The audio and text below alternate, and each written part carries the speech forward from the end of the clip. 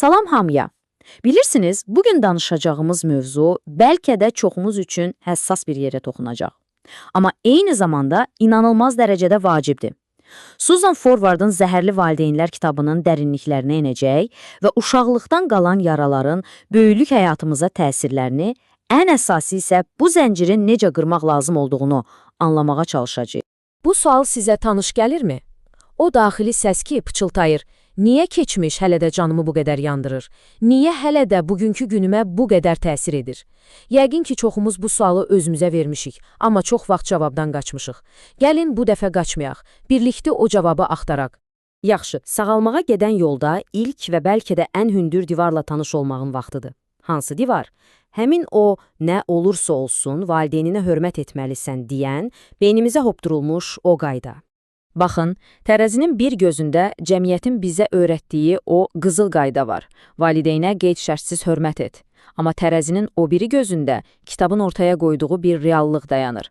Və bu reallıq deyir ki, sağalmaq üçün ilk addım dürüstlükdür. Yəni, uşaqlıqda nə baş veribsə, onu olduğu kimi qəbul etməkdir. Yaxşı, bəs bir valideyni zəhərli edən nədir?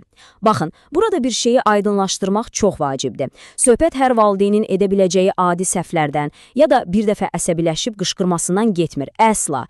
Söhbət davamlı, sistematik şəkildə zərər vuran davranışlardan gedir. Deməli, zəhərli valideynlər kimlərdir? Kitaba görə, bunlar öz daxili yaraları, öz qarşılanmamış ehtiyacları ucbatından, bilərək ya da bilməyərək, övladlarına davamlı olaraq travma yaşadan, onları təhqir edən, alçaldan insanlardır. Yəni, öz zəhərlərini övladlarına ötürürlər. Bu zəhərlilik sözü bəlkə biraz mücərrəd səslənir. Gəlin onu real bir hekayə ilə canlandıraq. Kitabdakı Gordonun hekayəsinə baxaq. 38 yaşında uğurlu bir həkim. Amma hekayəsi bizə çox şey deyir. Gordon deyir ki, atam 75 yaşlı bir tiran idi. Nəyə nail olurdumsa olum, onun üçün heç vaxt kifayət etmirdi. Təsəvvür edirsiniz? Cəmiyyətdə hörmətli bir həkim olsan belə, atanın gözündə hələ də kifayət qədər yaxşı deyilsən. Bax, emosional zorakılıq məhz budur. Və Gordonun başına gələnlər təkcə tənqidlə bitmirdi. Atası ona nələr edirdi? Baxın, amansızcasına tənqid edirdi. Karyera seçiminə lağ edirdi. Hətta kəmərlə döyürdü. Hisslərini isə tamamilə görməzdən gəlirdi.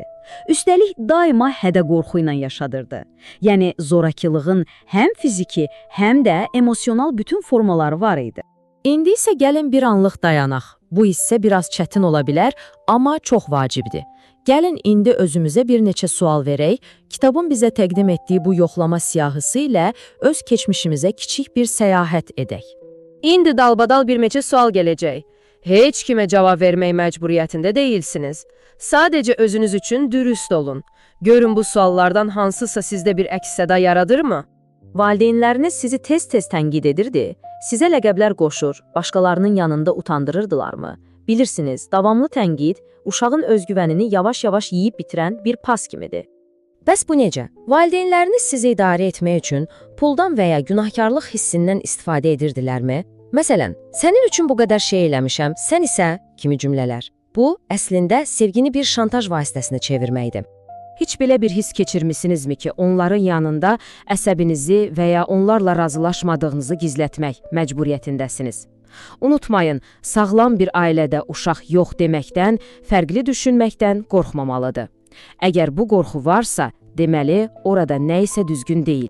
Və bu, özünüzü valideynlərinizin xoşbəxtliyi üçün məsuliyyətli hiss edirdinizmi? Bu, uşağın çiyinlərinə qoyulan ən ağır yüklərdən biridir. Uşaq öz uşaqlığını yaşamaq əvəzinə, sanki öz valideyninin valideyninə çevrilir və bu rolu oynamaq məcburiyyətində qalır. Yaxşı, bəs bütün bunlar niyə bu qədər önəmlidir?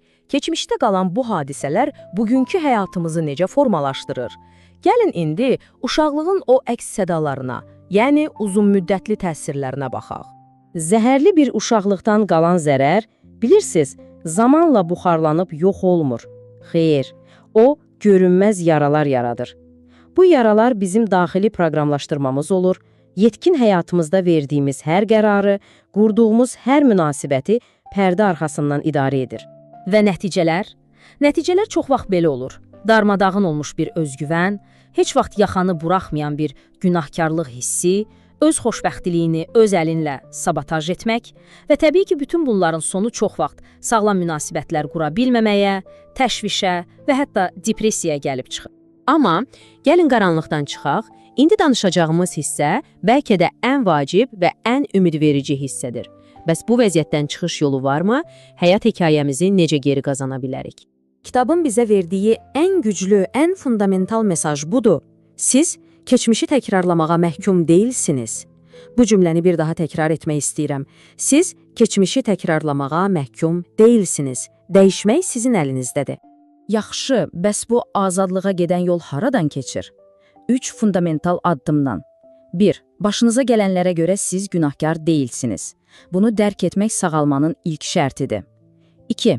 Amma bugünkü, yəni yetkin həyatınızın məsuliyyəti tamamilə sizin üzərinizdədir. Bu, gücü geri almaq deməkdir. Və 3. Bəli, siz bu zənciri qıra və sağala bilərsiniz. Bu gücə inanın. Və kitabdan son bir güclü fikir. Bağışlamaq məcburiyyətində deyilsiniz. Unutmaq məcburiyyətində deyilsiniz. Amma sağalıb yolunuza davam etməlisiniz. Bilirsiniz, bu bizə həmişə deyilən bağışla, keçsin getsin anlayışına meydan oxuyur. Əsas məsələ kimisə bağışlamaq yox, öz ruhunuzu bu yükdən azad etməkdir. Əsas olan sizin sağalmağınızdır. Və sonda hər kəsin özünə verməli olduğu o sual. Öz hekayənin əsas qəhrəmanı olmağa hazırsanmı? Həyatının sükanını başqalarının, keçmişin kölgələrinin əlindən alıb özün idarə etməyə hazırsanmı? Bu qərar, bu cavab yalnız və yalnız sizə aiddir.